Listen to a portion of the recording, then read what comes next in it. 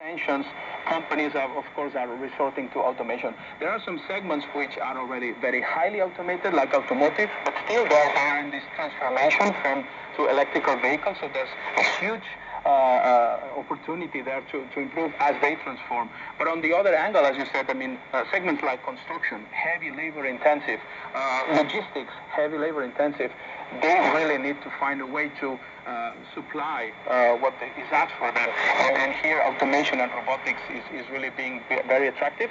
And we're having a lot of interest and development in these new segments. Also, you can take healthcare, pharmaceuticals, even in food service industry. Robotics is much more today than building cars, and it will be even more in the near future. So what you're talking about is your robots, filling a skills gap. But will you always need people to program them, or do you think we're at the cusp of an industrial revolution that will just change everything in industry as we know it? Yeah, of course. The nice thing of robotics is that it rides on any exponential technology development. So if the mobile industry is developing, cheap performance cameras, now we can afford to put cameras in the robots. If the auto industry is developing batteries for autonomous cars, we can put now batteries in our autonomous mobile robots. So we can really, absorb all these developments to create more value with the robots. But we are really convinced that even with all these AI advancements, robots will primarily continue to be a tool to amplify humans, to elevate work. And that you can see today in very automated factories. They just became more successful. There are different and new type of jobs there. And basically the companies that succeed over time, they also grow and have better and more quality employment. But also at the same time, in small industries that they don't have maybe the means of large companies, these technologies will make robots easy to adopt. And that's very important, because if they cannot adopt it because they cannot find very qualified people to program and operate the robots, they will not be able to have a chance to benefit from that benefit. So we are really working to lower that barrier of entry, so everyone can really handle and operate the robot for their own purpose. And that's both things are going to play very well in the future.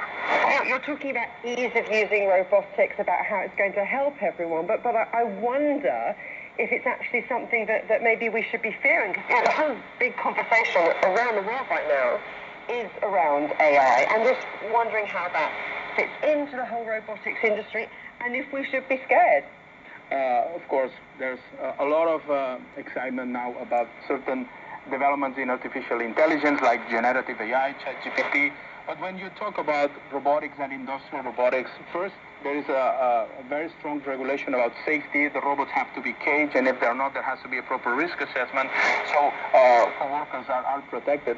But then again, how AI is applied to robotics, again, is not that the robots are taking away, the intellectual work from the people. They are amplified to do more applications of tedious and repetitive and physical work, which is not rewarding. Less and less people are keen to do that. But instead of that, you're going to have upgraded jobs where you're supervising the robot, you are working on quality, you're working on continuous improvement, you're working on process implementation instead of being in the process. So the next features that robots will have on AI will be around autonomous manipulation, autonomous navigation, so they can take on more tasks, but still around these dual and repetitive manual physical tasks. So that's the future that you're envisaging. It may or may not be a steep curve to get there. What do you see as the biggest challenges to growing your business in Europe, in the United States, around the world? I think in general, of course, first we need to be smart users of these technology developments, to make robots easier to use, but at the same time, education. We are really excited about, again, bringing these technologies an opportunity to elevate work. And that means that we need first to upskill and retrain existing workforce so they can develop. But at the same time, we really need to train the new generation so they are coming into a market already educated and seeing the world through the eyes of robotics and automation, which ultimately is to see the eyes of performance, efficiency, and ultimately sustainability. So skills training, that's something that you see as a potential obstacle if it's not fixed. What are the other big challenges to growing where you want to? every market has its demand and supply cycles, and that we just need to go with it. But again, the secular trends are there in terms of labor shortage, the need for productivity, need for sustainability, the value chain, resilience. The challenge is to continue to grow. On one hand, for example, now in some regions, the cost of capital has increased, so that's putting more of a burden on capital investment. In other regions, it's more about the general economic climate, but again, that's cyclical. But again, going back to the point, I think it's very much about educating, not only educating technical people, but educating also the managers, especially in this small and medium-sized company, that they have not been exposed, like in other industries like automotive and so on, to really be born from an automation thinking. That education, that exposure, that learning on, and that's a big part of the economy. That's really, really the blue ocean where the robotics industry is trying to crack into, to support them and also to expand the business. What about getting the stuff you need to build these robots of the future? You need a lot of chips, a lot of semiconductor chips, and there's a big squeeze on that around the world. So what are companies like yours doing about that? Well, I think we all have tried to learn our lessons from the supply chain challenges that happened over the last years. And I think we're taking, the smart actions as many others are doing. Of course, we are reviewing our supply chain. We are reviewing our single source. And we are developing architectures that are more flexible and less dependent on a particular single component, so we can probably be more flexible for adapting to certain developments on the supply chain. No one can really have a recipe to be 100% shielded from any turbulence, but I think we've taken good lessons and applying into our controller architecture to be more resilient going forward.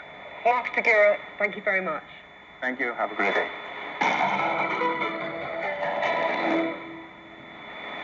Still to come here on the agenda, intelligent transformation, how robots are transforming Chinese manufacturing. Welcome back to the agenda. China is now the world's largest industrial robot market, accounting for more than half of the world's total. And the country has plans to increase the use of robots still further in sectors from energy to education, agriculture to healthcare. And here to explain how that might happen is Gail Castilla, Managing Director of SCM China, Robotics Consultancy. Gail, thanks for coming on the agenda. Now, you have said that the situation in robotics in China has never been so exciting. Why is that? Well, as you just said, China is, I think, responsible for every second industrial robot sold in the world, even a little bit more right now. And this way it's setting major trends for industrial automation. It was first in the manufacturing of electronic products, such as smartphones and tablets in the last couple of years. But now also in electric cars, where China is the biggest exporter of the world, batteries and photovoltaics. These are applications that do not exist or only exist to a very limited extent in Europe and the US. And because China is a leader in these areas, companies there are benefiting from the corresponding economies of scale and learning effects. You mentioned electric vehicles, you've mentioned from batteries there. Are those still the most important sectors in the robotics business, or do you think things like solar are going to see growth in investment and funding? Traditionally, the automotive industry has been the largest sales market for robots. That has been like that for decades. It was China that changed that in the years 2017, 2018, when there were more robots deployed in the manufacturing of computers and consumer and communication electronics.